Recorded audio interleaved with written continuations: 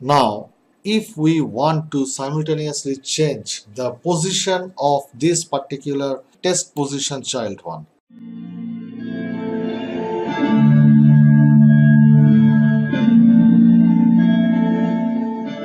in that particular case, all we need to do, we need to mention the position from left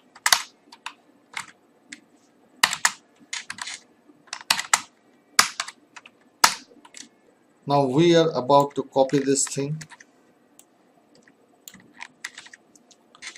In the second case, we are mentioning that from left it will be for say 300 peaks, from top it will be 0 peaks. In the third condition, from left it will be 300 peaks, but from top it will be 200 peaks.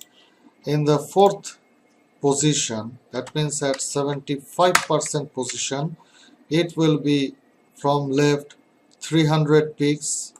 Now we are putting this value over here, 300 peaks, and from top 200 peaks. In the last case,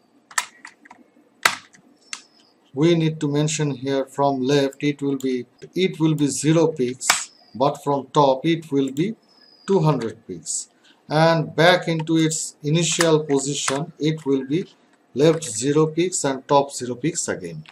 So what we have done over here, we have created this animation which suggests that at the initial position of this keyframe it will be 0 peaks from the left and it will be 0 peaks from top. In the second case, it will be shifting 300 peaks from left, but from the top it will be 0 peaks. In the next position, that means that the 50% keyframe position, from left it will be shifted 300 peaks, from top it will be shifted vertically descending down to 200 peaks. In the fourth case, that means in 75%, from left it will be 300 peaks, but from top it will be 200 peaks again.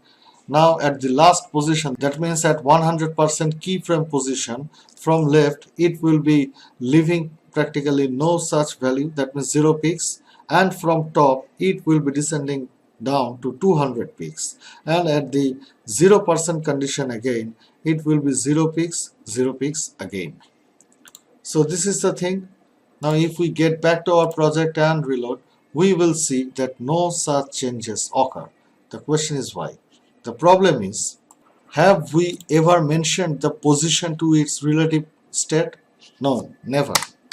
We need to mention the position relative here, and after that only it will be working.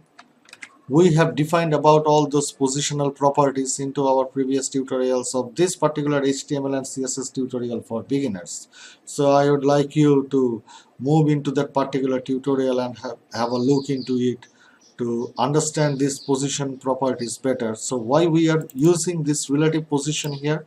It is used here in an order to create such deviation into that particular div element.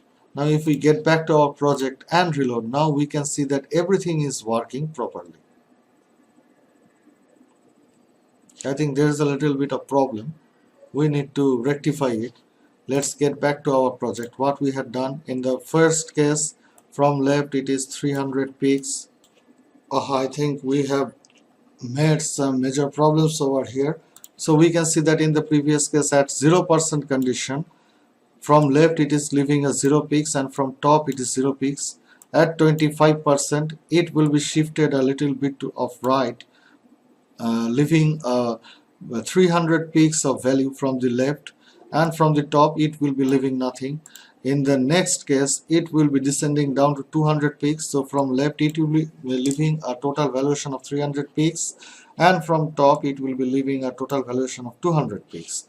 In the next case, all it is now doing, it has to move towards the left again, so we need to put this 0 peaks over here, but from top it will be leaving a 200 peaks gap, and at the last position it will be 0 0 again. There it goes, and no need to mention this 0% over here. You may keep it or you may not, there's absolutely no problem associated to it, so we are going to discard it off. And now if we get back to our project, we can see that this will be the result, and we can see that everything is working quite well. Now, but what we can see here, we can see that the positional property is working quite well, but on the other hand we can see that it is not changing its background properties. So what is the cause behind it? Let's get back to checkout into our syntax.